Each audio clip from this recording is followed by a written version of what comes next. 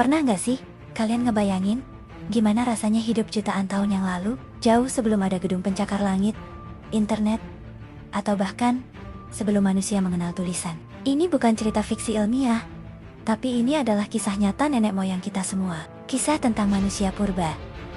Yuk, kita putar waktu kembali. Jauh banget ke belakang. Sekitar 2-3 juta tahun yang lalu, di daratan Afrika. Disinilah, di tengah sabana yang luas, babak pertama dari drama kemanusiaan dimulai. Bukan dengan ledakan besar, tapi dengan langkah-langkah kecil dari makhluk yang disebut Australopithecus. Mereka ini sering disebut kera dari selatan. Postur mereka belum sepenuhnya tegak. Otaknya juga masih kecil, kira-kira seukuran otak simpanse modern. Tapi mereka punya satu keunggulan revolusioner. Mereka mulai berjalan dengan 2 kaki atau bipedal. Kenapa ini penting banget? Coba bayangin, dengan tangan yang bebas, mereka nggak cuma pakai tangan buat bergelantungan. Tangan mereka bebas untuk melakukan hal lain, menggenggam sesuatu, membawa makanan untuk anak-anaknya, atau bahkan memegang batu. Ini adalah awal dari segalanya. Tangan yang bebas adalah kanvas kosong bagi lahirnya sebuah teknologi. Dan benar saja, sekitar 2 juta tahun yang lalu, muncul spesies baru yang lebih manusiawi, Homo habilis, atau si manusia terampil. Kenapa dijuluki begitu? Karena merekalah yang pertama kali dengan sengaja menciptakan alat. Bukan cuma nemu batu terus dipakai, tapi mereka memodifikasi batu. Mereka memecah batu kerikil untuk menciptakan tepian yang tajam.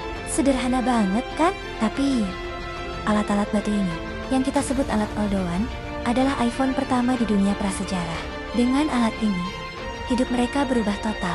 Mereka bisa memotong daging dari bangkai hewan besar yang ditinggalkan predator, memecahkan tulang untuk mengambil sumsum yang kaya nutrisi, protein dan lemak ekstra ini jadi bahan bakar super untuk organ yang paling boros energi di tubuh kita, otak. Dan otak mereka memang mulai membesar.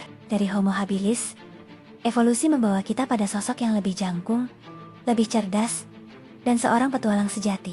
Homo erectus ai manusia tegak. Mereka muncul sekitar 1,8 juta tahun yang lalu. Otak mereka jauh lebih besar. Postur mereka sudah sangat mirip dengan kita. Dan yang paling gila, mereka adalah penjelajah pertama.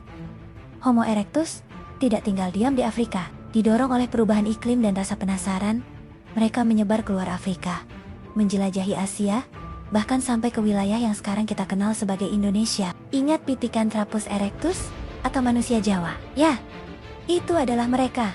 Tapi petualangan terbesar Homo erectus adalah saat mereka berhasil menaklukkan salah satu kekuatan alam yang paling liar. Api. Awalnya mungkin mereka cuma memanen api dari sambaran petir, tapi lama-kelamaan mereka belajar cara menjaga dan bahkan mungkin membuatnya sendiri.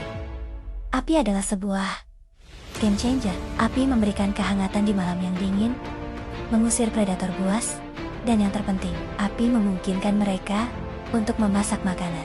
Memasak membuat daging lebih mudah dicerna dan membunuh parasit. Ini adalah revolusi kuliner pertama di dunia yang memberikan lonjakan nutrisi lagi bagi otak mereka yang terus berkembang. Di sekitar api unggun inilah kemungkinan ikatan sosial pertama yang kompleks mulai terbentuk.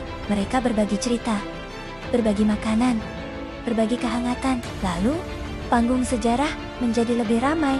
Dari Homo erectus, muncul berbagai cabang evolusi lain, seperti Neanderthal di Eropa dan Asia Barat. Mereka lebih kekar. Otaknya bahkan sedikit lebih besar dari kita. Dan mereka adalah pemburu yang sangat tangguh. Mereka merawat sesamanya yang sakit dan menguburkan kerabatnya, menunjukkan adanya secercah pemikiran simbolis dan empati. Dan akhirnya, sekitar 300.000 tahun yang lalu, di Afrika, spesies kita sendiri pun lahir. Homo sapiens, manusia bijak. Awalnya, kita bukanlah siapa-siapa. Kita berbagi planet ini dengan spesies manusia lain. Tapi, kita punya sesuatu yang spesial. Otak kita, terutama bagian depan, yang disebut korteks prefrontal, berkembang dengan sangat pesat. Bagian ini bertanggung jawab atas bahasa yang kompleks, perencanaan jangka panjang, pemikiran abstrak, dan kreativitas.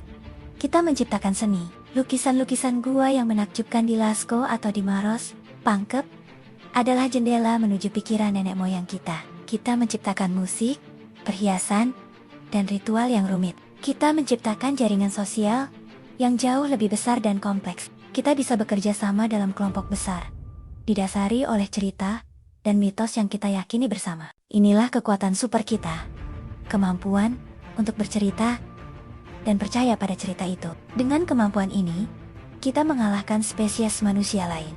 Bukan hanya dengan otot, tapi dengan organisasi dan inovasi. Kita menyebar ke seluruh penjuru dunia, beradaptasi dengan setiap iklim, dari gurun pasir yang panas hingga tundra yang beku. Jadi, ketika kamu melihat ke cermin, ingatlah, di dalam dirimu mengalir darah para penyintas, para inovator, dan para penjelajah ulung. Kisah mereka adalah bab pertama dari kisah kita, sebuah perjalanan panjang selama jutaan tahun.